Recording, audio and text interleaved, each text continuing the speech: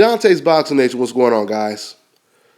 So Gennady Golovkin is going to be facing Al Haymon's fighter, Dominic Wade, in April, and the truth has once again broken free.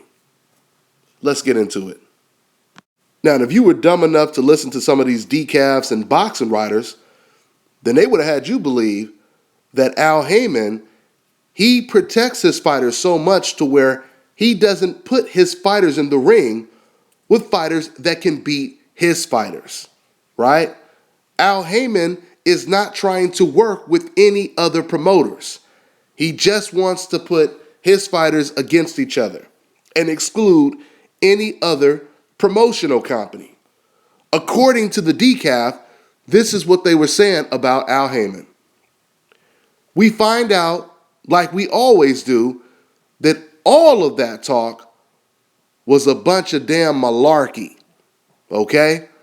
In other words, the truth is the contrary. Matter of fact, some writer, he said it damn near exactly what I just said to you right now when he was doing his article on talking about how close the Dominic Wade Golovkin fight was to come to fruition. He said that this fight may not come to fruition simply because of who? Because of Al Haymon. He said because Al Haymon doesn't like to work with other promotional companies, and Al Haymon doesn't like to put his fighters in the ring with guys that can beat him. This is what he said. And after he says that, look what happens. The complete opposite of what he said actually happened. Al Haymon is doing exactly what this guy said Al Haymon wouldn't do. And this is not the first time that Al Haymon has done this. Al Haymon is putting his heavy underdog in the ring against a massive favorite, Gennady Golovkin. Oh, but that's not it, though. You know who else fights under Al Haymon's banner? Amir Khan. That's right, the welterweight who's about to fight a middleweight by the name of Canelo Alvarez. A fight that has been perceived as a joke because people believe that the welterweight has no chance against the massive middleweight, Canelo Alvarez. So there goes Al Haymon protecting his fighters again. I remember when Al Haymon signed Miguel Vasquez. You guys remember that? Al Haymon, he signed Miguel Vasquez. First guy he put him in a ring with was a fighter, by the way, who wasn't signed by Al Haymon. He put him in a ring with Mickey Bay. And Mickey Bay won the fight and beat Miguel Vasquez.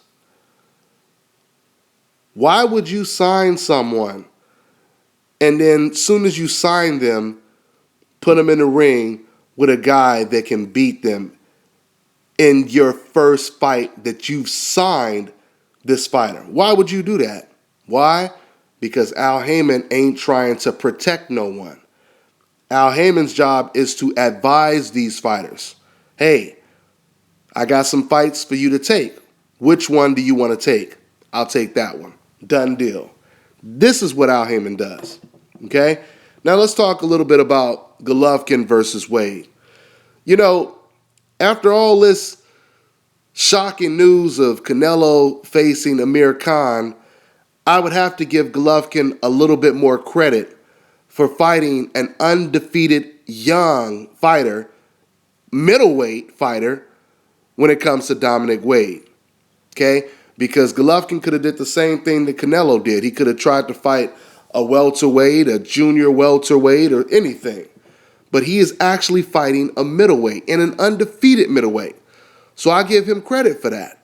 Okay? This is much better than seeing him fight, once again, a guy who's been knocked out a couple times, guy who's lost a couple times, or fighting, I started to say fighting an undefeated fighter like Willie Monroe with no power, but I forgot. Actually, Willie Monroe, he wasn't even undefeated. So anyway, it's pretty good to see Golovkin fight an undefeated fighter. The only problem is we know nothing about this undefeated guy. I mean, I didn't even know. I had heard the name, but I didn't know who he was. So I looked him up. I watched him fight. I have to say, I wasn't thoroughly impressed. He looks to be just a little wide, just a little on the slow side. He doesn't have any, fantastic hand speed like a Gary Russell. I don't see any ridiculous power like a Golovkin. I don't see any beautiful head movement like a Floyd Mayweather. And I know I'm throwing out some big, big names, but you guys understand what I'm saying. I don't see him doing anything spectacular yet. But then again, this doesn't say anything because for all we know, this guy can step his game up when he's on the big stage. Okay, I mean, I've seen that before. I've seen fighters that didn't look spectacular before they had to fight against the monster. And then once they got in the ring with that monster, all of a sudden, they were fighting like they were this undefeated pound for pound champion. So, so far, I haven't seen really anything that really stands out. It does look to me like Wade, he has power. It also looks to me like he can fight aggressive. Now, the fights that I was watching, he was fighting aggressive. He likes to throw hard hooks to the body and to the head. The question is, will he change his style because of Golovkin's style? I don't know. Like I said, once again, it's too early. I don't know too much about Dominic Wade. All I know is he ain't no Andre Ward. He ain't no Edislandi Lara. Okay? Probably ain't even a Danny Jacobs. But we will see. We will see. So, at the end of the day, I will say it again. This is a much, much better opponent than Canelo's opponent, Amir Khan. And for now, that's all I got, guys. I'm on to the next one.